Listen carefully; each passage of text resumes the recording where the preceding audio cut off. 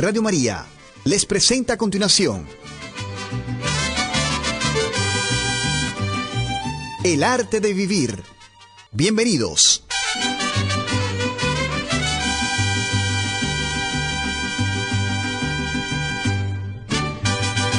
Hola, ¿qué tal? Buenas tardes. Es una alegría y un gusto maravilloso de nuevo estar en contacto con ustedes.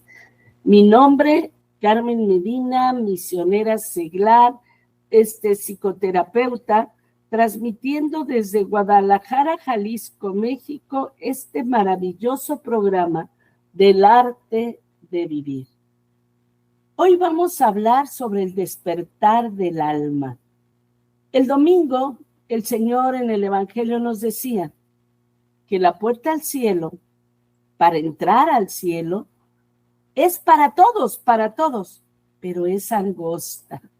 Todas las puertas, de hecho, de muchos lados están abiertas, pero hay que pagar una cuota. Hay que adquirir el boleto correcto. ¿Cuál es la cuota o el boleto correcto para entrar por la puerta angosta?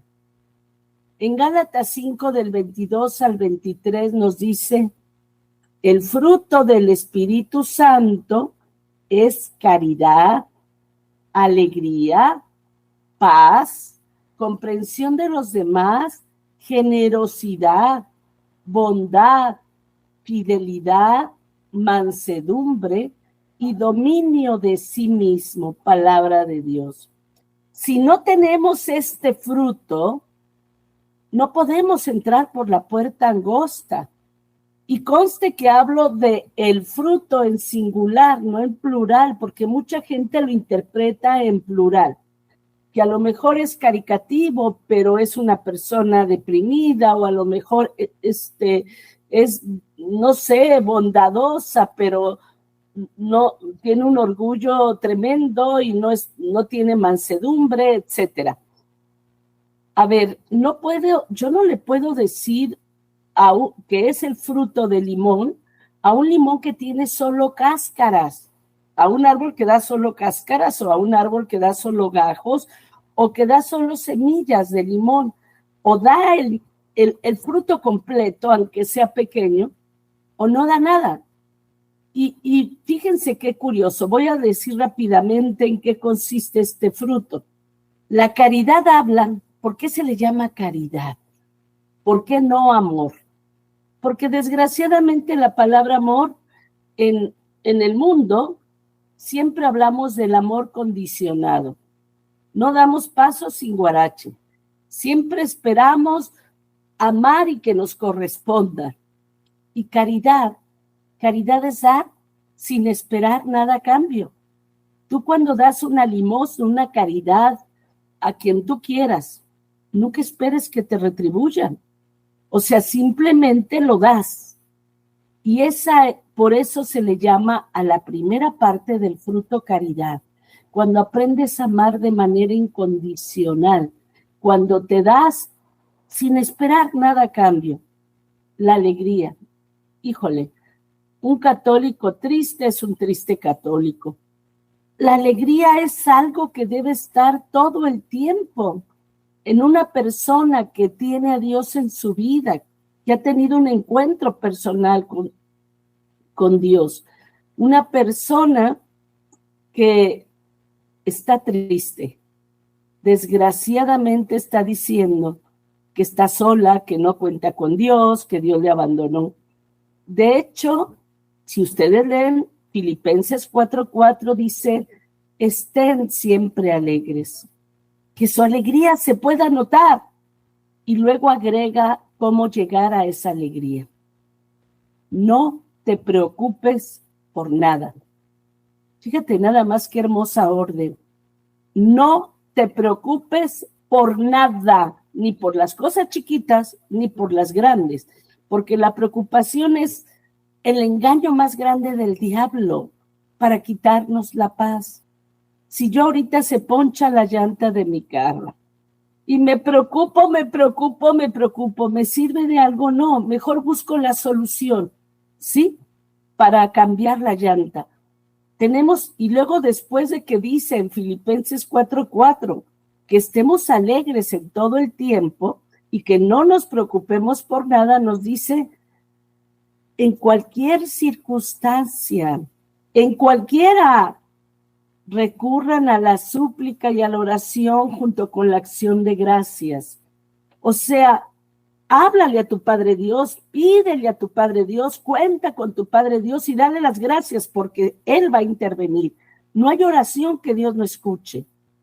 Y dice enseguida, y la paz de Dios te invadirá el corazón. Entrégale a Dios todas tus cargas, no te preocupes, ocúpate en hacer tu parte y como diría San Ignacio, haz como si todo dependiera de ti, sabiendo que todo depende de Dios. La tercera parte del fruto, paz, paz, paz. Mi paz les dejo, mi paz les doy. En Juan 14:27 nos dice que no haya, fíjate, son órdenes de Dios, que no haya en ustedes ni angustias ni miedos. La paz de Dios sea con ustedes. A ver, esto es curioso.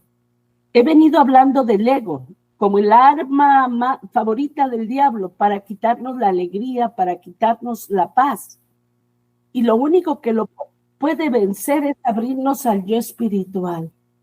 ¿Sabes? Le preguntaron a Einstein ¿qué era la oscuridad? Y él simplemente contestó, la falta de luz. ¿Sabes qué es el miedo? La falta de amor.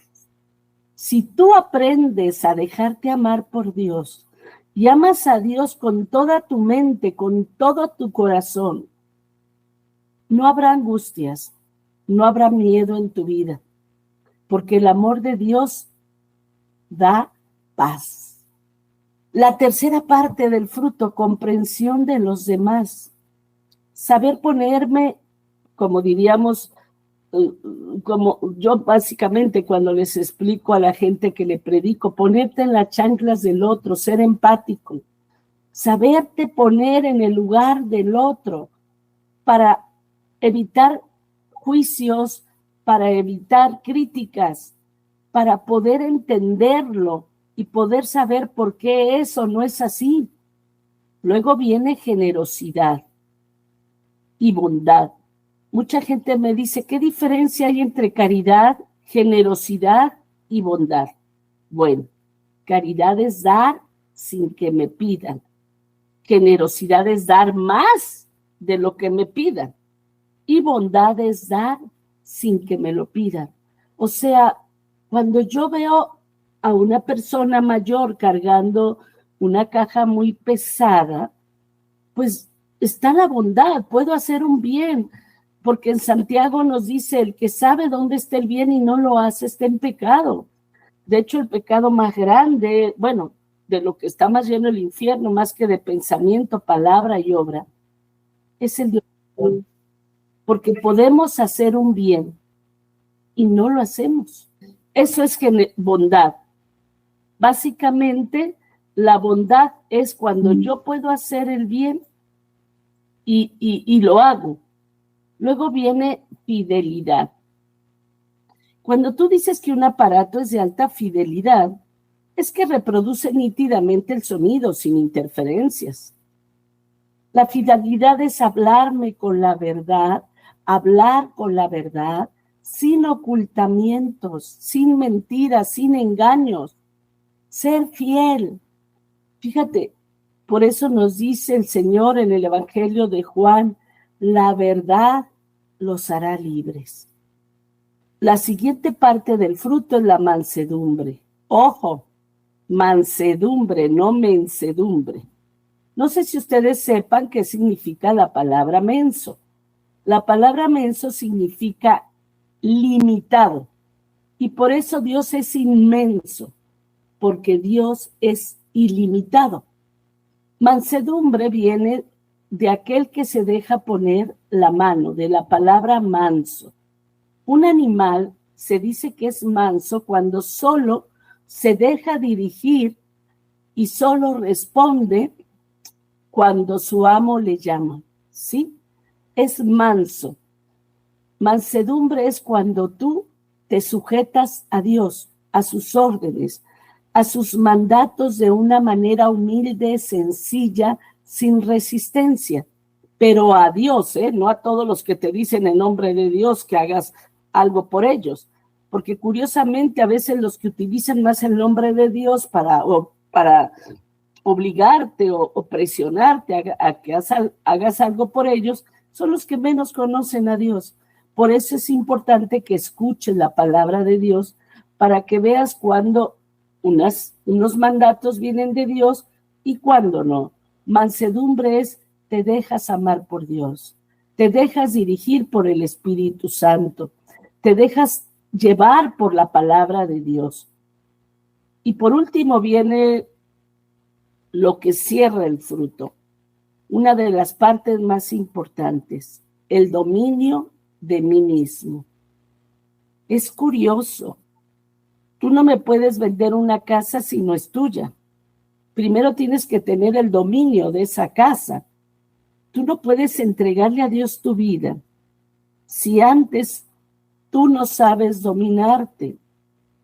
Imagínate que lo que te domina es el sexo, porque tú no lo puedes dominar. Ahí te estás animalizando.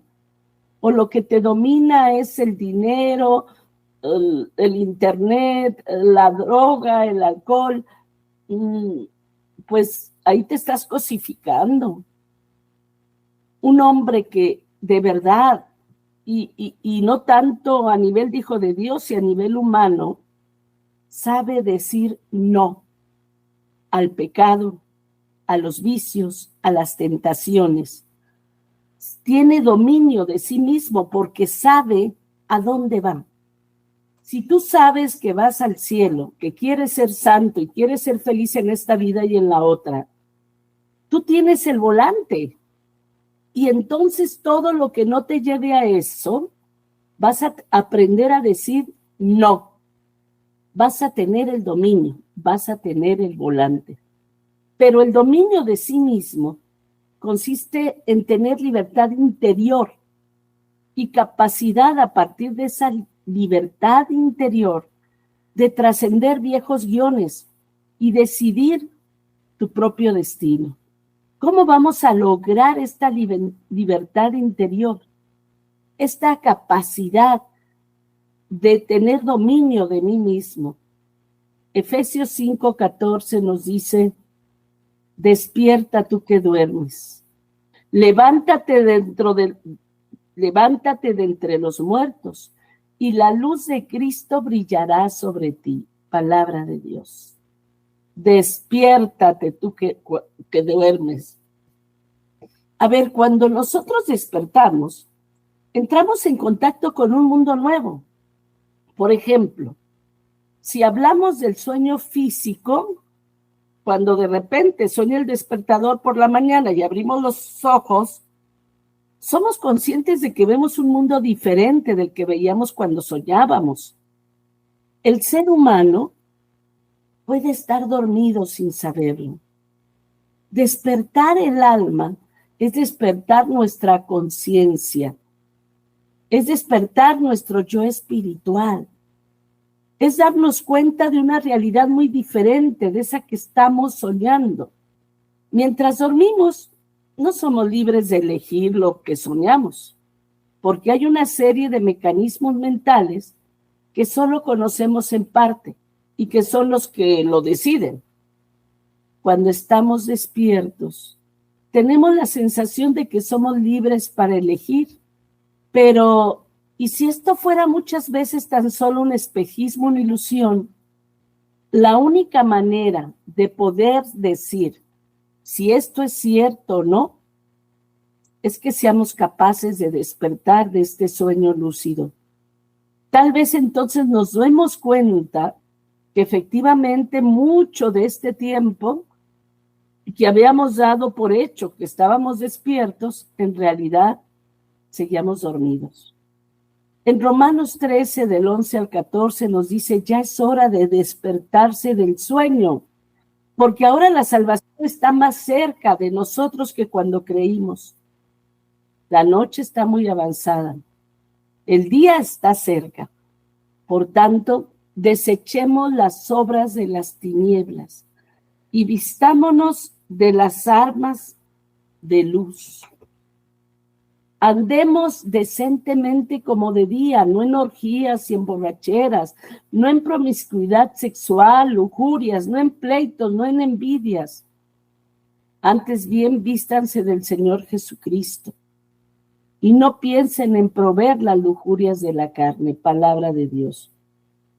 A lo largo de los siglos, desde distintas corrientes filosóficas, nos ha llamado la atención sobre esta necesidad imperiosa que tiene el ser humano de despertar. Y para ello han propuesto distintas vías, que van desde la meditación, la escucha y la lectura de la palabra de Dios, el ayuno, la oración. Todas estas vías buscan lo mismo: despertar la conciencia dormida, despertar nuestra alma, nuestro yo espiritual, para que viendo esta nueva realidad, actuemos teniendo presente este mundo nuevo que ahora se está contemplando.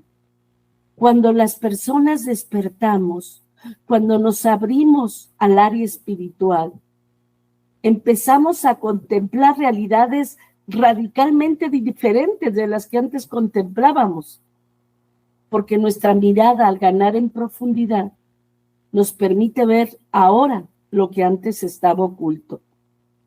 Detrás de nuestras reacciones automáticas no vemos la torpeza, no vemos la maldad, sino el condicionamiento durante años para reaccionar como lo hacemos.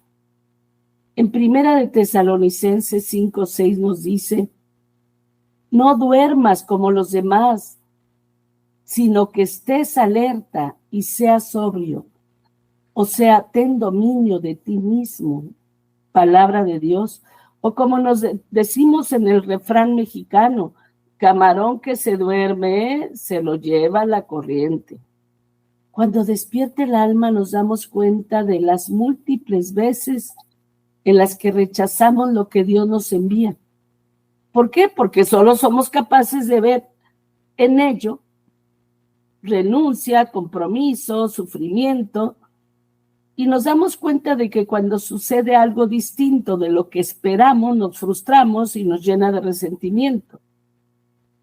La criatura no acepta que pueda existir un creador, ni una sabiduría infinita.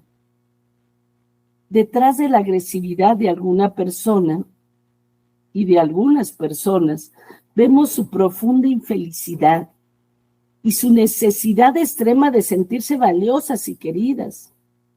Ahí oculta, agazapada tras este rechazo, está la parte más oscura del hombre, el ego, su yo falso, su soberbia, su arrogancia, su convencimiento de que a él nadie tiene que enseñarle nada, ni decirle cómo ha de vivir su vida, ni siquiera Dios.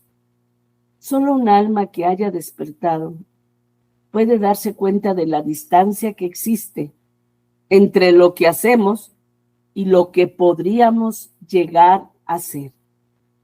Hay que tener en cuenta que cuando nuestra alma despierta, también despierta sus potencias, la sabiduría, la creatividad, la energía, la belleza, el amor, la fe, la esperanza.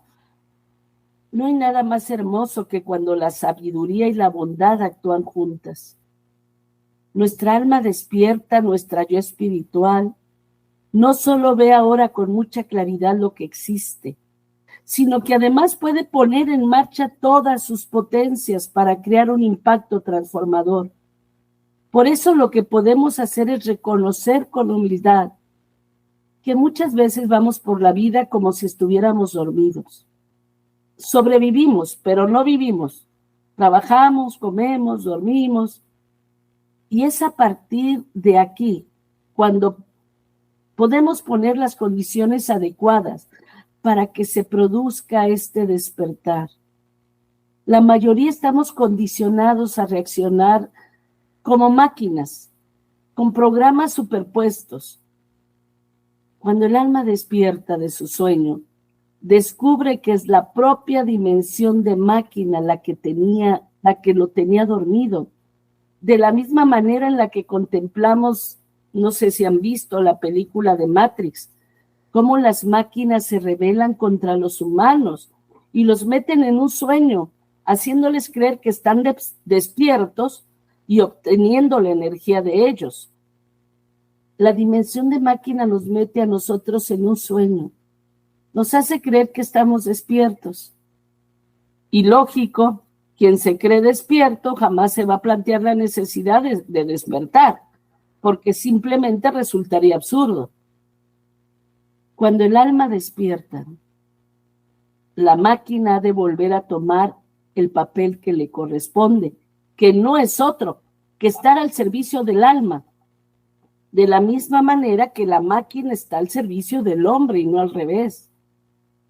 Pero esto no le gusta mucho a la máquina gobernada por el ego, la cual se rebela contra todo aquel que quiera reducir la importancia de su papel.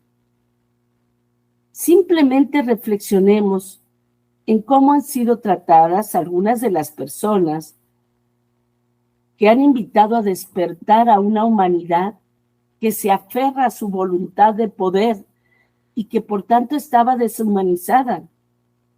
A Cristo se le llevó a la cruz. A Sócrates se le condenó a beber cicuta.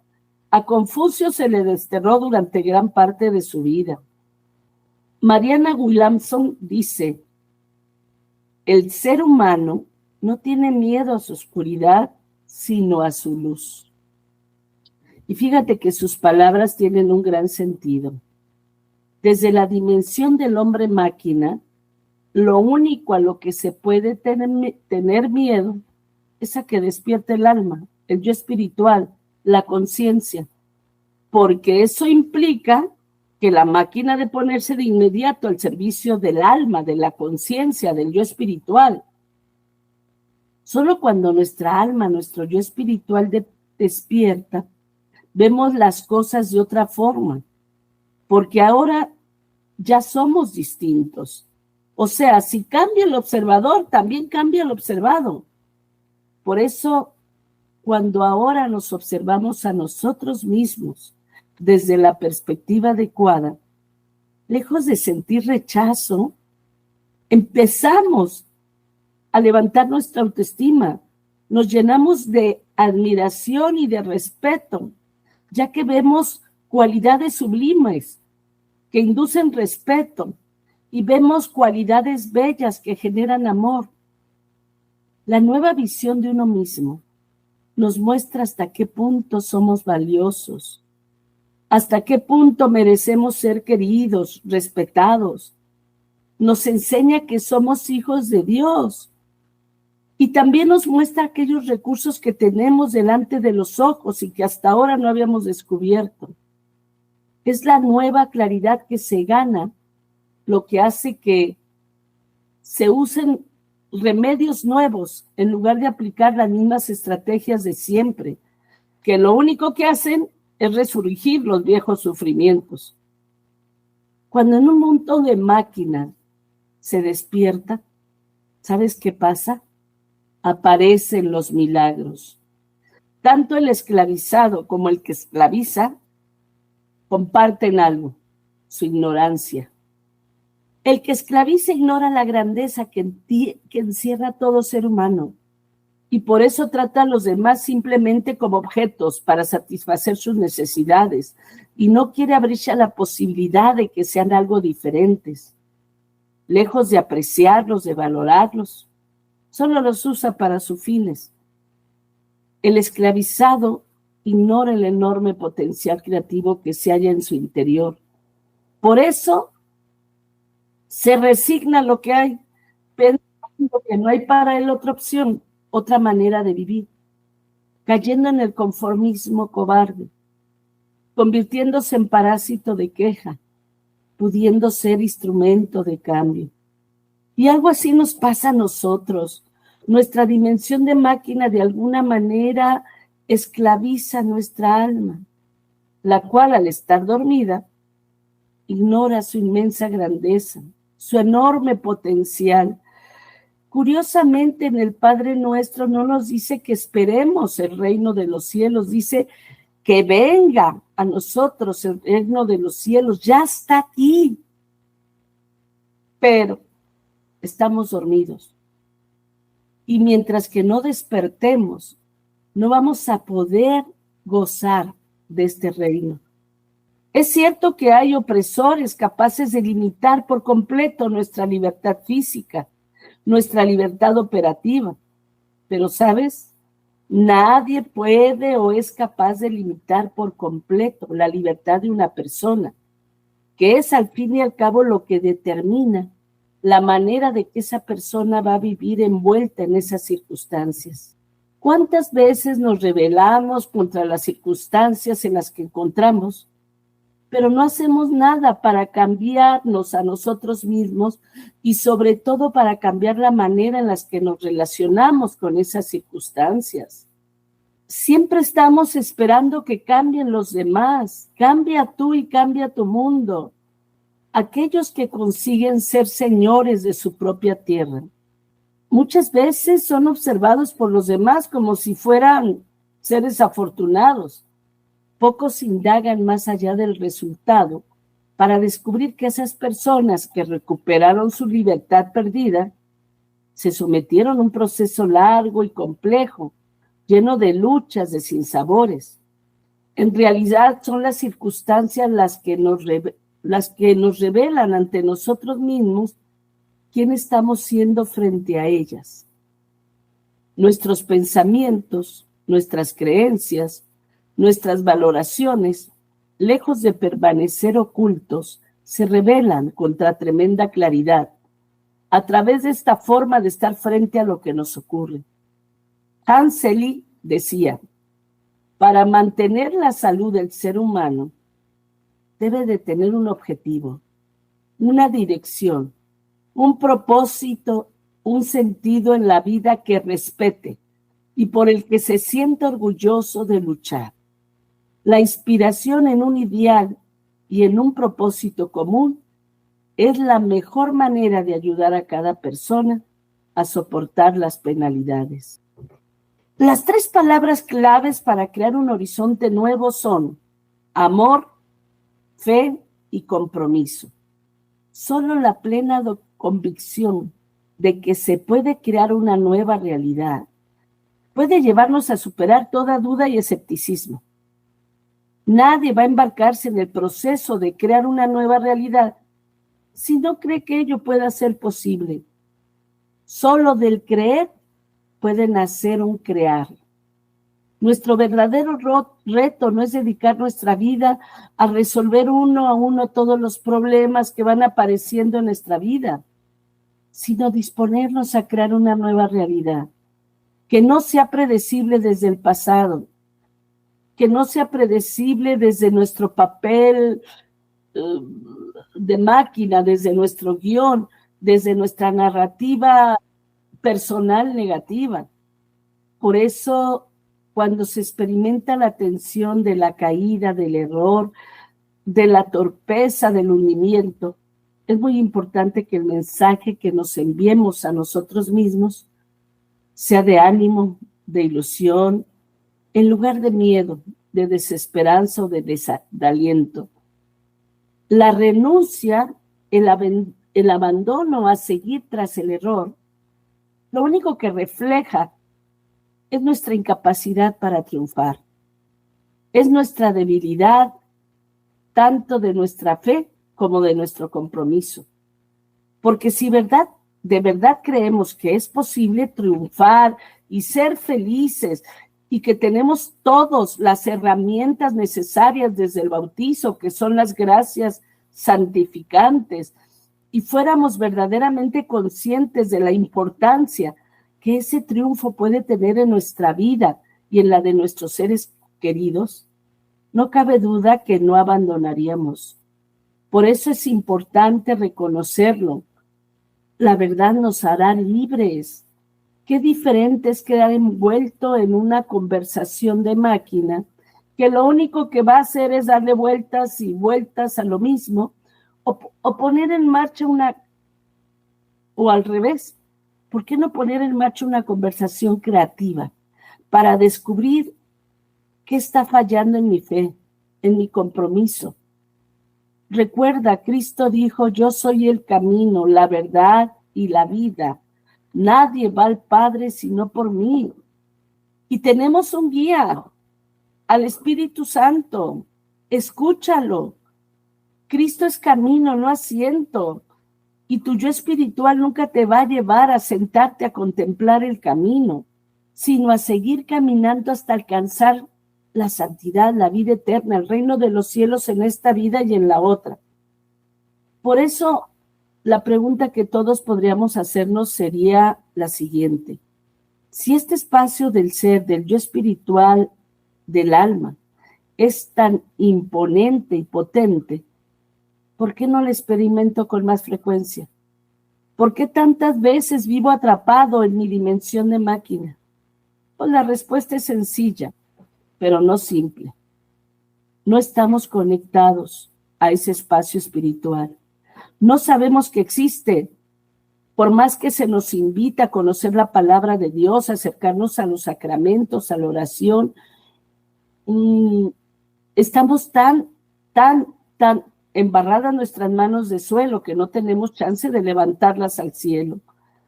Sentimos que este espacio espiritual es un espacio virtual, de algo que aunque existe, mantiene su existencia oculta. Y aunque sepamos muchas veces que existe, ignoramos la presencia del Espíritu Santo en mi vida, ignoramos mi yo espiritual, porque nos da miedo salir de nuestra zona de confort y enfrentarnos con la verdad. Y sobre todo, darnos cuenta que hemos vivido una mentira, una rutina sin sentido, que soy el mismo con lo mismo, que pasan los años y sigo igual o peor. Para que nuestra alma despierte, tenemos que transformar el espacio virtual de la conciencia en un espacio real. Al igual que una planta necesita un espacio de tierra para crecer, nuestra conciencia necesita que le abra un espacio en mi mente a la presencia y a la acción del Espíritu Santo, para que pueda despertar mi yo espiritual y mi alma, una vez despierta, pueda desplegarse. El trabajo que hay que hacer para crear este espacio es abrirnos a escuchar la palabra de Dios, para que a través de la palabra de Dios dejemos que la acción del Espíritu Santo se muestre en nuestras vidas. Pero eso choca con nuestra incredulidad a la hora de considerar que hay más cosas que las que vemos cuando observamos la realidad solo de nuestra dimensión de máquina. El trabajo de abrir ese espacio es un trabajo de quitar obstáculos para poder abrir las puertas del alma, para poder dejar al Espíritu Santo actuar en nuestra vida. Por eso, para esto hay que eliminar todas las razones y justificaciones que intentan convencernos de que ese nuevo horizonte que queremos crear en nuestra vida es solo una idea absurda, que es utópico, que es inalcanzable. Además, hay que tener presente la prioridad que ha de ser para nosotros buscar nuestra felicidad, nuestra salvación, nuestra santificación. Hay que trabajar en la creación de este nuevo horizonte, porque si sigues solamente sobreviviendo, trabajas, comes y duermes, y pasa la vida y los años y te das cuenta que no has llegado a ningún lugar y que eres el mismo con lo mismo, eso es muy desalentador y muy desgastante, porque solo estás envejeciendo, pero no estás siendo feliz, no estás teniendo paz, no estás alcanzando el ideal de la felicidad. Solo la fe, es decir, creer sin evidencias, esa fe llena de esperanza, puede abrirnos el camino hacia Dios, hacia lo que de verdad es posible. Y para lograr eso necesitamos no razón, sabiduría. Y sabiduría yo la defino como saber escuchar a Dios con el corazón, porque la razón es un filtro espantoso que no nos deja llegar el amor de Dios. Es cierto, hay que asumir, vamos a cometer muchos errores, vamos a tener algunos fracasos, pero es importante saber que contamos con el amor incondicional de Dios y que Dios cuenta con nosotros. No es lo mismo caminar en la cuerda floja, contando con una malla de contención que cuando te caigas te va a detener, que cuando tú caminas en la cuerda floja sin malla de contención, porque ahí sabes que si te caes, pues lo mejor que te puede pasar es salir herido, si no es que te vas a matar. Desarrollar la fe es una parte de nuestros propios talentos, es descubrirlos, conocerlos. Pon tu fe en Dios, pero una fe apasionante. Pon tu fe en el éxito de tus proyectos. De verdad, este es un verdadero ejercicio de nuestra libertad. Y la fe nos va a obligar a abandonar todas esas conversaciones del ego que nos lleva a atacarnos a nosotros mismos, donde nos llenamos de dudas, de desconfianza. Si cambiamos el tipo de conversación que tenemos con nosotros mismos, también acabaremos cambiando la realidad en la que vivimos. Si aprendemos a dejar a un lado los pensamientos tóxicos y si aprendemos a eliminarlos de nuestra vida, por fin vamos a ser libres para producir en nosotros emociones y actitudes positivas que nos lleven a llegar a nuestro ideal, que es la felicidad, la paz, la vida eterna. Que recordemos que nuestro papel, nuestra identidad, desgraciadamente está llena de restricciones, de limitaciones que proceden de nuestro pasado y que solo reflejan eso, algo pasado que fue. Y por tanto no tienen por forma creíble para nosotros de por qué no podemos alcanzar algo hoy. Sin embargo, todas estas razones y justificaciones solo provienen de nuestro papel, de nuestro guión y nuestra narrativa personal del ego. Nuestro pasado solo es historia. Es una historia que desgraciadamente muchas veces no hemos construido, pero nos ha traído al presente. Y por eso, recuerda, hay dos formas de vivir en esta vida. Una es dejar que la vida y los demás me lleven a donde yo no quiero. Y otra es llevar la vida y a los demás a donde yo quiero. Esto es tener dominio de mí mismo. Si logras esto, ya tienes el boleto de entrada para entrar por la puerta angosta. Yo los invito de veras a despertar. Atrévete. Empieza a abrirte al yo espiritual. Empieza a abrirte a este mundo espiritual. Sobre todo empieza a abrirte al amor de Dios. Experiméntalo. Y vas a ver que otra va a ser tu vida. Otra va a ser tu realidad. Pues que Dios les bendiga y que nos permita en este despertar del alma encontrar la paz, la felicidad, el amor y el reino de los cielos en nuestra vida. Que Dios les bendiga y estaremos en contacto la próxima semana.